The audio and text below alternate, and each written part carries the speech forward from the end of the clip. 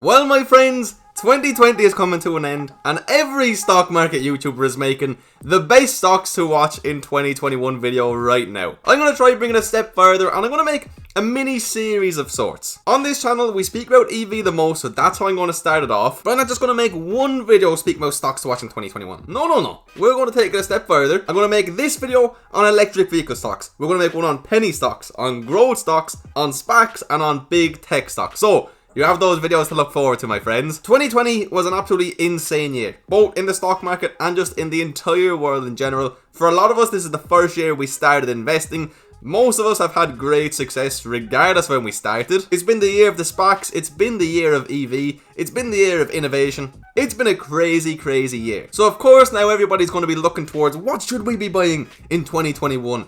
How can I make all of the money? Of course, that's what we're going to try to figure out now. January generally is a month in which a lot of stocks go up, so I understand why people are trying to get ready. But anyway, today I'm going to be coming at you with 5 electric vehicle stocks. I know it's hard to choose only 5, but we're going to try to do it in today's video, that I believe will have absolutely fantastic growth over the course of 2021, but ultimately over the course of the next 5 to 10 years, my friends. We're long-term investors on this channel. So right before we do get into the video, could I please ask you to hit that juicy like button, just so that you guys can let me know that you do want me to make it for penny stock, for big tech, for everything in between. Please drop me a comment down below. I'm interested, before you watch this video, what 5 stocks do you think I'm going to include? And also, let me know what 5 EV stocks you think we should watch for 21. No cheating. And please, my friend, if you are indeed new around here, hit that juicy red subscribe button, turn the notification bell on, that way you won't miss any of these videos and you'll know exactly what I'm really looking at in 2021 right now. And if you are interested, please hit that first link in the description to sign up to my private Discord group. That's where you receive my buy and sell alerts. That's where you get access to over 40 private channels. There's over 600 investors in there. It's an awesome community. And if you want 4 free stocks on Webull, 2 of which are valued up to $3,700,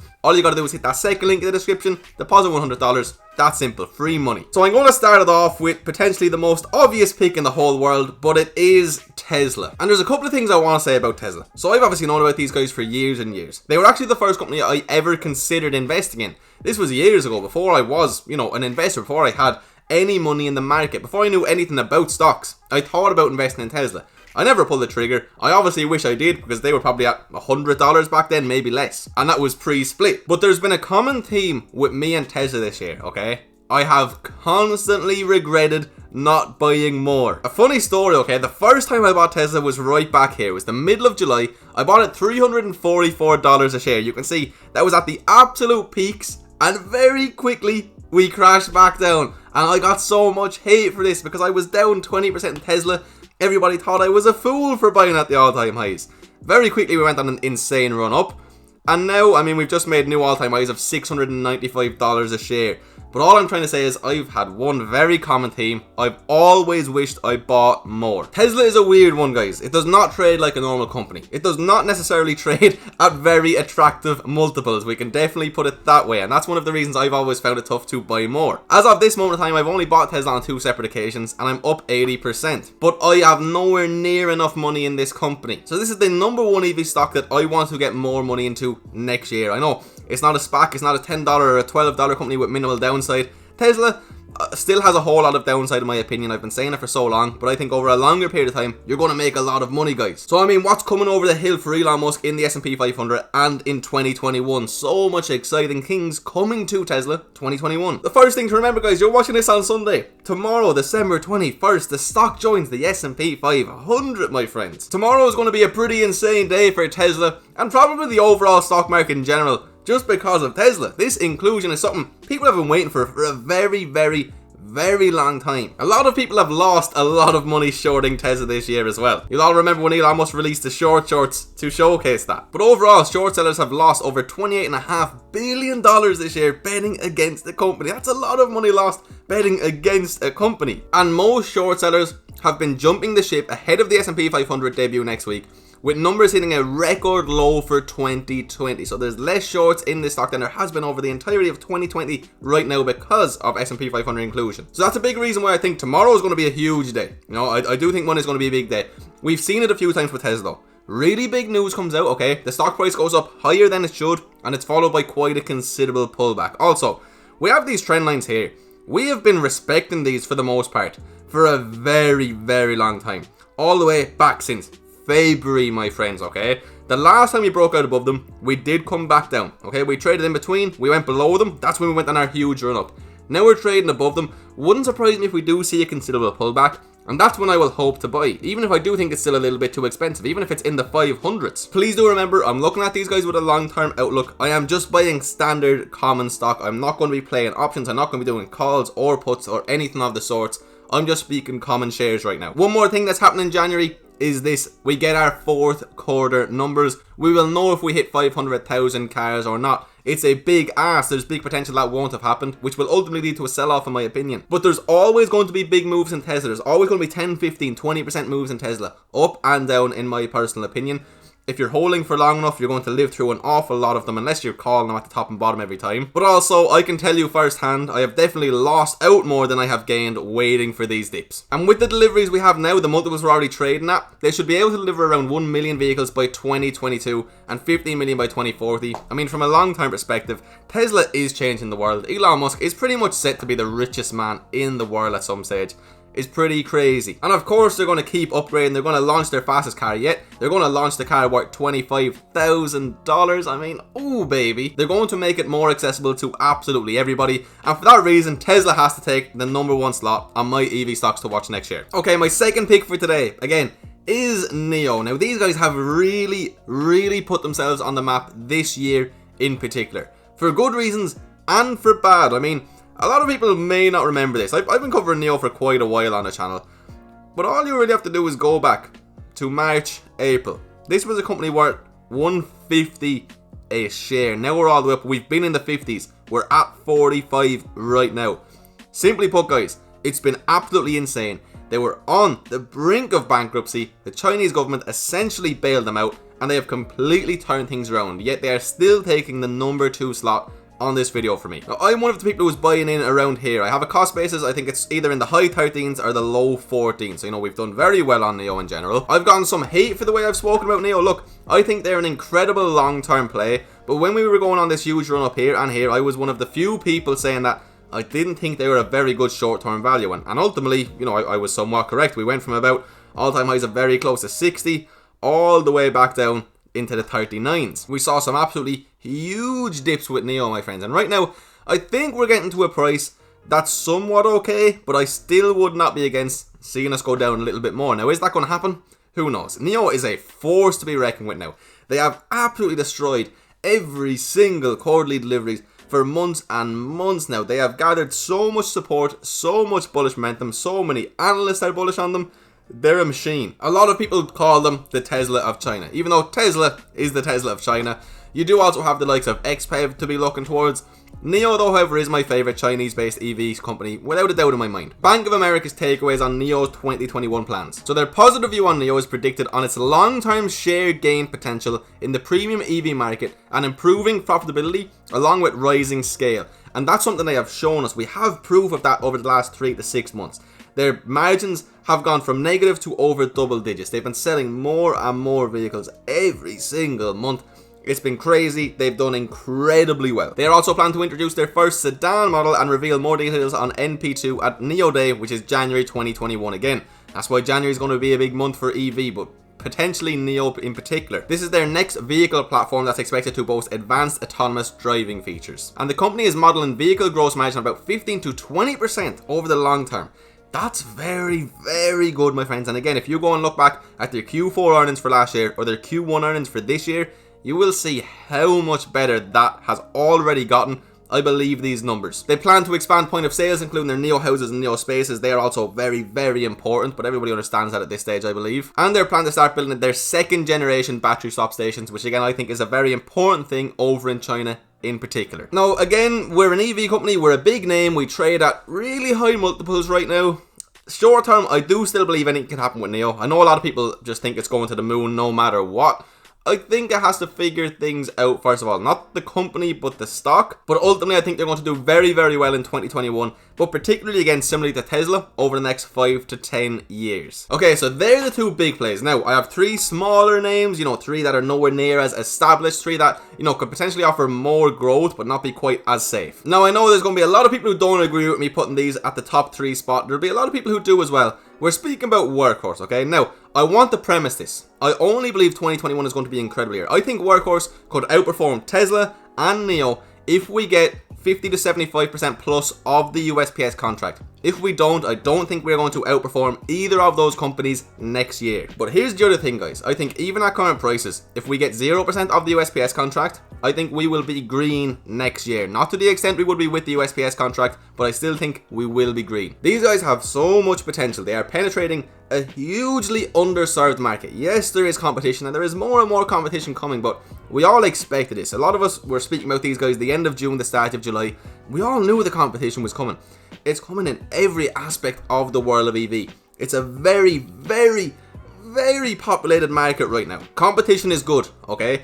It makes a market real. You cannot have a monopoly in this world. It's not how life works. Obviously, recently we went on that huge sell-off because the USPS contract was delayed. Now we have been consolidating somewhere in the realms of $20.50 all the way up to about $22.50 or so. So take Workhorse with a pinch of salt. In my opinion, it's higher risk than Tesla or NIO, but it also does offer higher potential returns. Again, a lot of people won't agree with me there. That's what I think. The USPS contract going to a company like Workhorse, the market cap they have would be absolutely huge, and I guarantee you it would lead to so many more bigger contracts down in the future. But without it, we still have so many medium to long-term catalysts. We have our drones for commercial delivery. We now have Pritchard, who have already come out and said they intend to buy many, many more vehicles. We have our strategic partnership with Hitachi. We have been hiring more people. We have an incredible factory. We have the support of Lordstown Motors. They have a lot going for them going into 2021.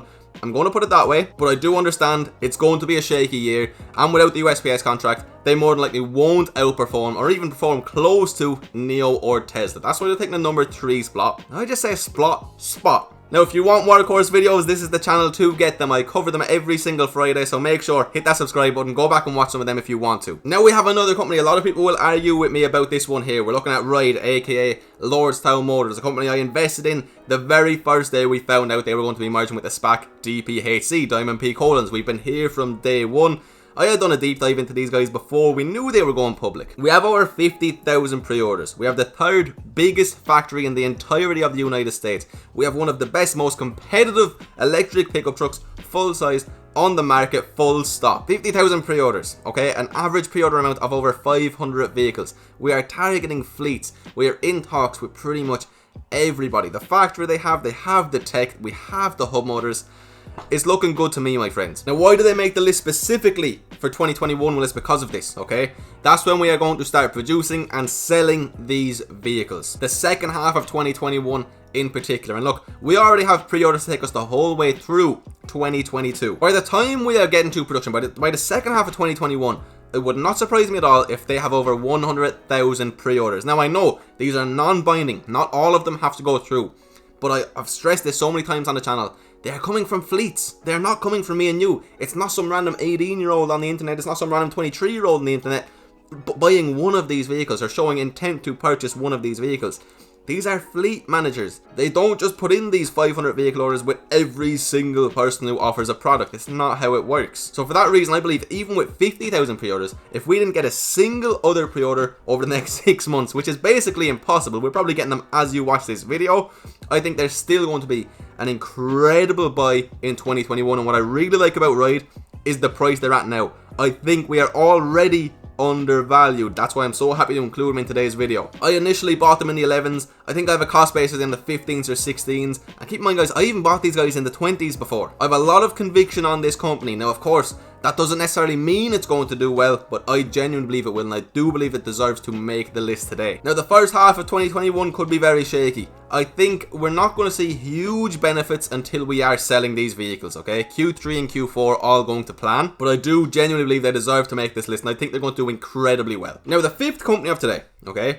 This one was difficult. There's a lot who could make this slot. And what I want to say, guys, I think there's a high possibility that Rivian goes public, more than likely through a SPAC early next year. And if they do, they would 100% without a doubt be on this list. Probably right behind NIO in all honesty. I think Rivian are going to do absolutely fantastic things. But they're not publicly traded yet. We cannot invest in this company. So technically, they can't make the list. But I did just want to throw that one in there. Now, the 5th spot, quite a few companies to choose from. I believe SBE should be on this list. But the fact that they're in charging and not necessarily electric vehicles, that might be a little bit of a cop-out, so I'm not going to include them, but I do want you guys to know these would be making the list. Not necessarily at these prices, but they would be making the list. Again, I'm in these guys in the 14s. I'm actually going to be including Arrival. Ticker symbol CIIC as of right now. Now, I will be honest, so these guys went on an insane run up. Now, I bought these guys here the day before we started these huge upward moves. Now we're trading somewhat sideways. I'm up about 140%, I believe. Nope, just double checked, it's 114%, but still it's an okay return. What I will say is I don't have as much conviction on this company or any other company as I do with Tesla, NIO, Lordstown Motors or Workhorse. Now, why I find it difficult to include them in the 2021 as well, we have 4 vehicle designs expected in market by 2023.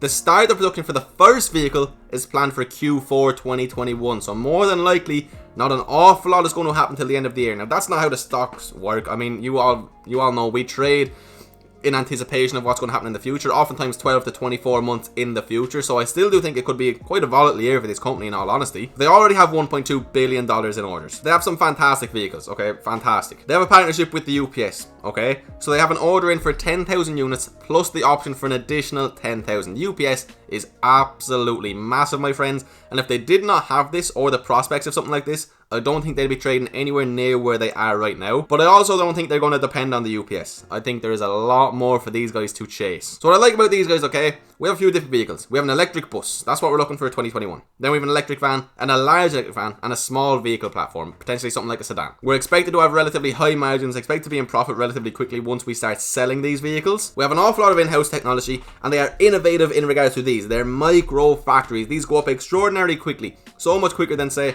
like one of Tesla's factories, for example. And these can be slotted all over the place, which makes it easy to expand at the start. They can place these wherever they need to and be very close to where needs the orders. They already have 500 plus software engineers. I mean, that's more staff than you're going to see for a lot of these EV companies. And they're the primary reasons they are making the list. Now, I do think the next 3 months or so going to be very volatile, okay? I really do think they are. I think we're going to see well above $29 a share, and I also do think we're going to come back down to earth at some stage. I mean, there's some gaps here, there's some unhealthy price action.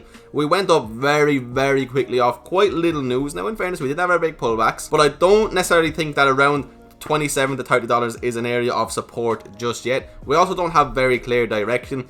MACD and the RSI are both relatively neutral. Who knows what's going to happen next? I do, however, expect to have a much bigger position in these guys within the first quarter of next year than I do as of right now. I'm going to put it that way. But anyway, my friends, they are my top 5 EV stocks to watch in 2021. And I do own a position in all of these companies. And I do more than likely plan on buying more in all of these companies going into next year and during next year. Now, there are obviously a lot of EV companies to choose from. And there's a lot of SPACs that are still at $10, $11, $12 that could potentially carry a little bit less risk and potentially give you better upside potential. But I think these are some of the ones that we have more information on, and some of the companies that we can make up somewhat potentially more accurate analysis on because of those reasons. But at the end of the day, only time is going to tell us, my friends. But anyway, if you've watched this video all the way till the end, you, my friend, are a true legend, and I really do appreciate you being here. Your support means the world to me. 2020 for me, thankfully, has been a great year despite everything that's going on in the world, and it genuinely is down to you guys, especially you guys who have watched this video all the way till the end and hit that juicy like button. So thank you so much. If you enjoyed, please drop me a comment down below. Again, what are the 5 you would put on your list? What do you disagree with that I've said today? I am interested. And please, if you enjoyed this video, hit that juicy red subscribe button. Again, there's going to be 4 more videos coming out before the end of the year, like this one in regards to different industries. It's going to be exciting. And if you want to join that private Discord group, it's the first link in the description, my friends. And last but not least, if you want those 4 free stocks, all you got to do is hit that second link.